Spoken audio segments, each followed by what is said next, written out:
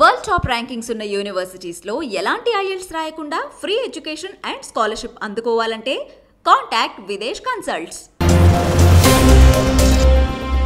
Hi hello welcome to iDream. నా పేరు జకీర్. సాధారణంగా మాజీ మంత్రి బీఆర్ఎస్కు చెందిన మాజీ మంత్రి మల్లారెడ్డి పైనే భయంకరమైన ఆరోపణలు ఉన్నాయి. భూ కబ్జాదారని, భూ ఆక్రమణ చేస్తారని, వందల వేల ఎకరాలను కైంకర్యం చేసుకున్నాడని ఆరోపణలు చాలా కాలంగా ఉన్నాయి. అందులో నిజానిజాలేవో బయటకు రావాల్సి ఉంది. సరే, బీఆర్ఎస్ అధికారంలో ఉన్నప్పుడు ఆయన ఒక వెలిగాడు కనుక బీఆర్ఎస్ ప్రభుత్వం సహజంగానే ఆయన పట్ల ఉదాసీన వైఖరి ప్రదర్శించి ఉండొచ్చు, ఆయన లైట్గా తీసుకొని ఉండొచ్చు. కానీ కాంగ్రెస్ పార్టీ అధికారంలోకి వచ్చిన తర్వాత పరిస్థితులు మారిపోతున్నాయి. మల్లారెడ్డి ఆయన అల్లుడు ఎమ్మెల్యే అయిన రాజశేఖర రెడ్డి వీళ్ళు ఇప్పుడు పేట్ బషీరాబాద్ దగ్గర మన విజువల్స్లో కనిపిస్తుంది. పేట్ బషీరాబాద్ దగ్గర, మేడ్చల్ జిల్లా పేట్ బషీరాబాద్ దగ్గర దాదాపు 40 సంవత్సరాలుగా తమకు ఆ భూమి ఉందని వీళ్ళు క్లెయిమ్ చేస్తున్నారు. ఎవరు? మల్లారెడ్డి అండ్ వాళ్ళ కుటుంబ సభ్యులు.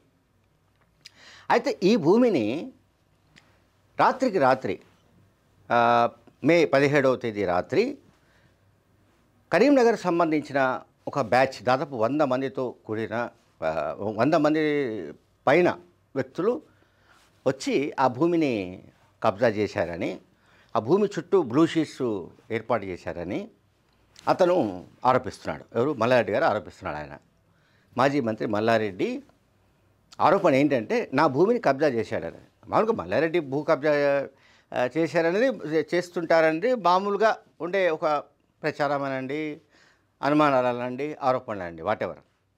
ఇప్పుడు తాజా పరిస్థితి రివర్స్ అవుతోంది. మల్లారెడ్డి ఏం చెప్తున్నాడు? నా భూమిని, అంటే మా 2 ఎకరాల భూమిని కరీంనగర్ జిల్లాకు సంబంధించిన కొంతమంది వ్యక్తులు, దట్టుబి ధర్మపురి ఎమ్మెల్యే లక్ష్మణ్, ఆయన విప్పుగా కూడా ఉన్నాడు, ప్రభుత్వ విప్పుగా కూడా ఉన్నాడు. ధర్మపురి ఎమ్మెల్యే లక్ష్మణ్ కుమార్ ఆధ్వర్యంలో పెద్ద సంఖ్యలో 100 మందికి పైగా రాత్రికి రాత్రి వచ్చి బ్లూ షీట్స్ అన్ని ఏర్పాటు చేసి ఆ భూమిని వాళ్ళు స్వాధీనం చేసుకోవడానికి ప్రయత్నిస్తున్నారంటూ మల్లారెడ్డి, ఆయన అల్లుడు, మిగతా సభ్యులంతా, కుటుంబ సభ్యులు వెళ్ళి అక్కడ పోలీసులతో వాగ్వివాదం చేస్తున్న దృశ్యాలు మనకు కనిపిస్తున్నాయి. ఇందులో నిజాలు మనకు తెలియాల్సిన అవసరం ఉంది. ఎందుకంటే అక్కడ పేట్ బషీరాబాద్ దగ్గర ల్యాండ్ చాలా కాస్ట్లీ ల్యాండ్. అది ఒక గజమే నాకు తెలిసి దాదాపు ఐ థింక్ 2 లక్షల పైన దాటిపోయినట్టు మనందరికీ తెలుసు. సో అందులో 1 ఎకరం అంటే ఆల్మోస్ట్ 4,000 పైన గజాలు, 2 ఎకరాలంటే 8,000 పైన గజాలు. అంటే దాన్ని బట్టి మనం రేషియో ఎన్ని కోట్లదో మనం అర్థం చేసుకోవచ్చు. ఎన్ని కోట్ల విలువ కలిగిన ఈ భూమి మల్లారెడ్డికి సంబంధించిందా కాదా, మల్లారెడ్డి కబ్జా పెట్టారా లేదా అనేది ఇప్పుడు దర్యాప్తులో బయటపడవలసి ఉంది.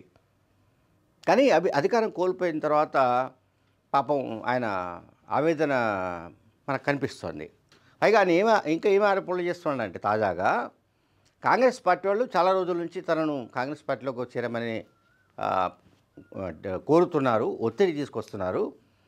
కానీ నేను వినడం లేదు, నేను బీఆర్ఎస్లోనే కొనసాగుతానని చెప్తున్నాను. అందువల్ల తనను భయభ్రాంతులు చేయడానికి ఇటువంటి ప్రయత్నాలకు కాంగ్రెస్ పార్టీ నాయకులు చేస్తున్నట్టుగా ఆయన ఆరోపిస్తున్నాడు. ఇందులో మొత్తంగా నిజానిజాలు ఏమిటనేది దర్యాప్తులో బయటపడే అవకాశం ఉంది. Thank you very much.